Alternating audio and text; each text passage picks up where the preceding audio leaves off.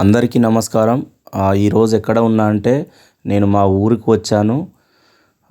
నిన్న వచ్చిన మా ఊరికి. ఇప్పుడు పొద్దుగాలనే ఇప్పుడు 7 అవుతుంది టైము. ఒకసారి బావి దగ్గరికి వెళ్ళొద్దామని చెప్పి బావి దగ్గరికి వచ్చిన. స్వచ్ఛమైన గాలిని ఆస్వాదించడానికి ఇక్కడికి బావి దగ్గరికి వచ్చిన ఇప్పుడే. చూడండి, పొలాల మధ్యలో ఉన్నాను నేను. అంటే ఇదంతా ఇదేమో పశువులు మేయడానికి ఇదంతా.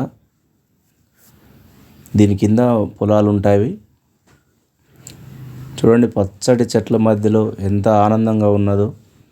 ఇట్లాంటి స్వచ్ఛమైన గాలి దొరకాలంటే మనకు పల్లెలలోనే ఉంటుంది. ఉన్న ఊరు కన్నతల్లి అని అందుకే అంటారు. చూడండి, స్వచ్ఛమైన పచ్చని చెట్లతో ఎలా ఉందో చూడండి. ఇక్కడ మా బర్రెని కట్టేశారు, మేయడానికి తీసుకొచ్చారు పొద్దున్నే. ఇక్కడ ఉన్నది చూడండి.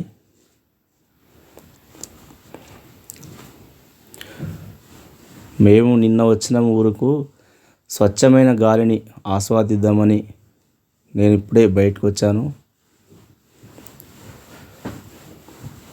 ప్రతిరోజు పట్టణాలలో ఉండి ఒకసారి ఊరు కూడా చూసేద్దాం, ఊర్లో స్వచ్ఛమైన గాలిని పీల్చుకుందామని ఇక్కడికి వచ్చాను.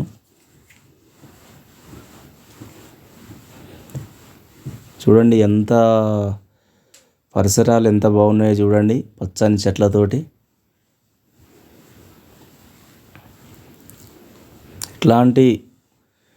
ఇట్లాంటి ప్రదేశాలను మనం ఉన్న పట్టణాలలో ₹1,00,00,000 ఇచ్చినా కొనలేము.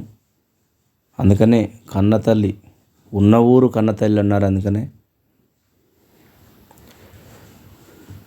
దయచేసి ఒకసారి వీడియో చూస్తున్న వాళ్ళు దయచేసి లైక్ చేయండి, ఎందుకంటే ఇంకా ఎక్కువ మంది చూడగలుగుతారు ఈ వీడియో.